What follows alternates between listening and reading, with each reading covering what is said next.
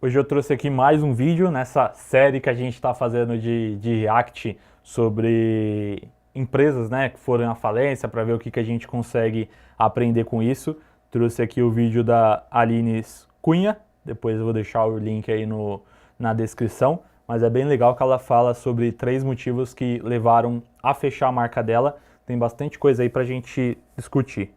Motivos que levaram a minha empresa ao fechamento. A gente adora sempre vir falar sobre toda a parte boa do empreender ou toda a parte boa da nossa vida. Hoje eu quero falar, na verdade, a gente já tá comentando aqui nesse perfil muito sobre empresa, empreendedorismo, mas eu quero contar pra vocês 3 erros que eu cometi que levaram a encerrar operações da minha empresa. É a Aline Vervan, que é um e-commerce de moda feminina. Eu abri a marca em outubro de 2019. Antes de abrir uma marca, a gente faz todo um plano de negócio, ou plan business. Nesse plano de negócio, Aqui já é legal, você vê que ela tinha feito aquilo que eu sempre falo, que é o plano de negócios. Não precisa ser um monte de documento, mas são informações simples assim, né, para você entender do mercado, você realmente entende esse mercado, você sabe como precificar esse produto, de quem que você vai comprar. Então, um plano de negócios não é um documento formal, precisa seguir uma estrutura. É você entender do seu negócio, é qual que é o planejamento efetivo desse negócio. E isso é know-how de mercado, é conhecimento, é networking. negócio, a gente tem aonde eu vou vender, os canais de venda, ticket médio, as minhas campanhas de marketing, como que eu vou fazer, tudo do negócio a gente coloca nesse plano de negócio. Inclusive sobre público-alvo, persona, eu fiz todo esse plano de negócio, tava... Viu? Ela fez. Nossa, maravilhosa, né? E-commerce ainda não tinha nem estourado e eu já pensava em abrir um e-commerce na época. Abrimos o e-commerce, começou em... Mais um ponto. Ela se antecipou à necessidade. Então, outubro de 2019 foi antes da pandemia, né? A gente sabe que teve um boom de e-commerce, principalmente depois da pandemia. Não sei se ela chegou a pegar esse movimento, provavelmente ela vai falar aqui, mas é antecipação de mercado. Então, você entender o que está acontecendo e como que você consegue se antecipar para isso. Em 2019, em outubro. Gente, em janeiro... em dezembro começou o burburinho da pandemia. A gente pensou, não vai chegar aqui, essa pandemia não vai ser importada pro Brasil. E foi. Fevereiro, março, explodiu a pandemia. Gente, todo mundo lembra, né, como é que foi a pandemia? Ou seja, todo o meu planejamento de estoque, porque você coloca isso também dentro do seu planejamento, toda essa parte de estoque, investimento, coleção, foi tudo por água abaixo. Ponto do planejamento, né? Por isso que você tem que tomar muito cuidado quando você desenvolve o seu plano de negócios, o planejamento, é que ele precisa ser adaptável, né? Porque, é o que ela falou, veio um fator que não era um fator esperado, mas em negócios você tem os fatores que você não controla. Aquilo que você controla é aquilo que você não controla. Você não consegue controlar uma pandemia que acabou chegando. Mas como que você consegue se preparar para esses fatores que você não consegue controlar, né? O que você vai fazer nesse tipo de situação? Não sei se foi o caso dela, né? Mas eventualmente, por conta disso, os produtos aumentaram e aí o valor é completamente diferente. Então, como que você vai estar preparado para isso? Porque eu vendi uma peça da minha primeira coleção. Uma peça. Porque quando explodiu a pandemia, todo mundo achou que ia morrer. Todo mundo achou que realmente seria o fim do mundo, né? Gente, foi bom quando durou, vamos com Deus. Então, ninguém pensava naquele momento em consumir produto online, não era algo tão... Aqui, já não sei, na época da pandemia foi justamente quando veio um boom de e-commerce, né? Porque as pessoas, elas pararam de comprar presencial, não tinha como, e começaram a comprar online. O e-commerce teve bastante crescimento nessa época, mas às vezes é o produto que não era, né? As pessoas estavam mais ali naqueles itens essenciais. Comum na época, né? 5 anos atrás, parece ontem, mas não foi. E eu pensei, meu Deus, várias pessoas próximas de mim. Aline, desiste, Aline, fecha, Aline, ninguém vai comprar roupa, Aline, o mundo vai acabar, a gente tá morrendo. Falei, gente, não vou desistir. Ai, coitado, eu tinha que ter desistido, será na época. Também sou... Eu já falei isso em outro vídeo, né? Que a gente precisa saber a hora de fechar. Mas também, pô, ela tinha acabado de começar, né? Às vezes você investe toda a grana naquele sonho e aí logo você já vai ter que desistir, não é tão simples assim, né? Sofri a pandemia porque eu tinha muito medo, eu tenho asma, então pensei, serei uma que vai ser levada, com certeza. Então eu fiquei muito reclusa em casa nessa época e eu não tinha coragem, gente, coragem, de fazer um provador, de pensar em vender roupa. Sendo que a gente via notícias no jornal de pessoas morrendo assim, uma atrás da outra. Gente, não tem cabimento. Eu não tenho coragem. Então, por muito tempo, eu não fiz provador, eu não incentivei venda. Eu não sei quanto tempo ela estruturou dentro desse negócio, mas a estrutura de qualquer negócio você precisa vender, né?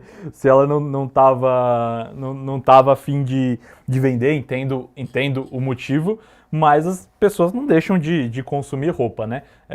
Continuaram comprando.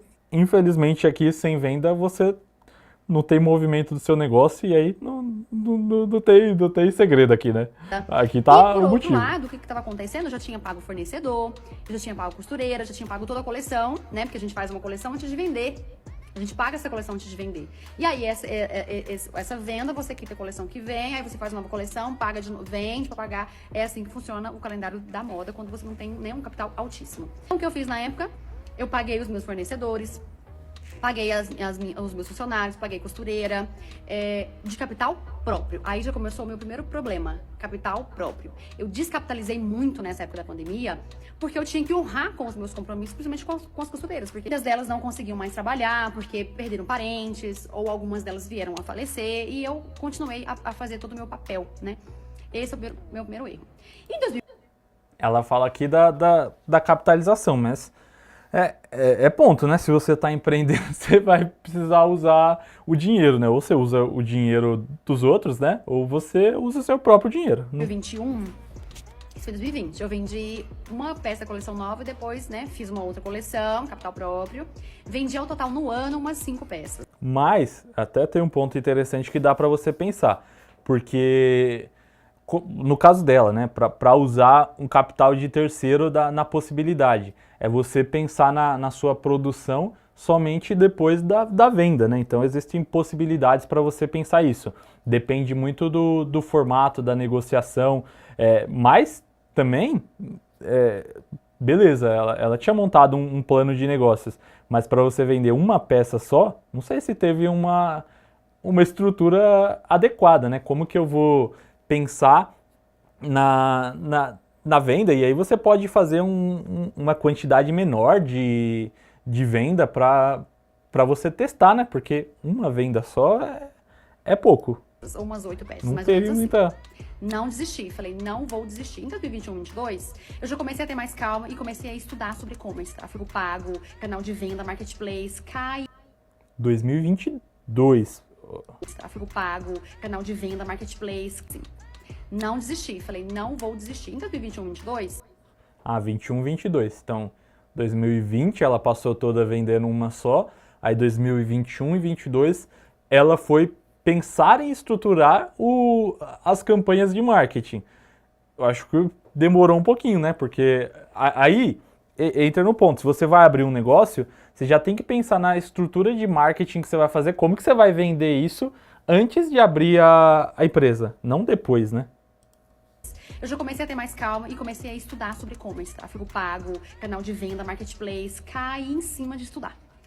E 21, 22, pensei, começou um movimento de melhora, pensei, vamos colocar pra tudo. Projetei uma coleção com base no meu plano de negócio lá em 2019. O que eu não contava é que a cabeça das pessoas mudou, de todo mundo, mudou completamente por conta da pandemia. Agora não é só um nicho, ou seja, quem compra roupa. Não, a população mundial mudou as vertentes, mudou o dinheiro, necessidade básica de onde eu queria colocar o dinheiro, quem consumia, público, misturou tudo, pandemia, tudo. Pessoa, antigamente quem comprava meu produto era mulher de 25 anos, agora já não é mais, já é 18, aí depois agora foi pra 35, o ticket médio se era R$300, agora tem que ser 150, como é que eu vou pagar isso? E eu projetei um estoque grande, pensando nesse crescimento, nessa mudança. Eu só acho estranho aqui porque ela cita todo o planejamento que ela montou, mas não tá fluindo muito com a prática, né? Porque se ela fala que ela vendeu uma peça só e tinha montado todo esse planejamento, Isso também é complicado, né? Eu tô pensando muito no planejamento e não tô vendo muito da prática, né? O que eu fiz efetivamente para vender? Porque o que ela me trouxe de resultado prático aqui foi que ela vendeu uma peça só. Mudança, melhora, a pandemia vai melhorar. Segundo erro, eu engessei grande parte do meu dinheiro em estoque. Então, o primeiro erro é descapitalizar. Eu tinha citado aqui, né? Você pode pensar no processo e aí você testa antes uma quantidade menor não sei se eram das coleções dela, para testar se faz sentido, né? Porque você vendeu uma peça só, tô encucado com isso. Segundo erro, investimento em estoque. Gente, estoque é dinheiro parado. Se você não tem um vislumbre. Dinheiro parado é dinheiro perdido, né? Porque se esse dinheiro tivesse ali numa aplicação, tava rendendo mais que o valor que tá no estoque. De venda desse estoque, não compre um estoque muito grande. Você vai comprar um estoque com uma previsibilidade de liquidação, porque isso é um dinheiro que fica parado e você vai perdendo dinheiro, porque R$1, vou colocar R$1, se você mais claro, R$1 há 6 meses atrás, hoje não vale mais R$1, hoje valeria R$1,50, R$1,30, R$1,40, então você pensa se é um montante grande, o quanto você não perde. O terceiro erro foi que 22, a gente começou a ver um deslumbre, né? Comecei a colocar essa coleção para vender, mas eu ainda fiquei em estoque com 48%, 50% dessa coleção. Mas pelo menos ela vendeu mais, ela não deve ter vendido só as duas peças. E é isso, né? Esse esquema da coleção, principalmente dependendo do tipo de negócio, tem que ter uma visualização maior da prática, né? Testar. E antes, a partir do momento que você tem um volume que justifique, você comprar um estoque. Antes disso, não faz muito sentido, não. O que é muita coisa, tá? Muita coisa. No final de 22, eu fui pra shopping em formato de pop-up. Na verdade, eu entrei dentro de uma outra loja, né? Como se fosse uma... Como é que fala, gente? Como se fosse uma arara. Não uma arara, mas é uma arara. Lá, eu vendi muito. Eu entrei em outubro. Fiquei em outubro...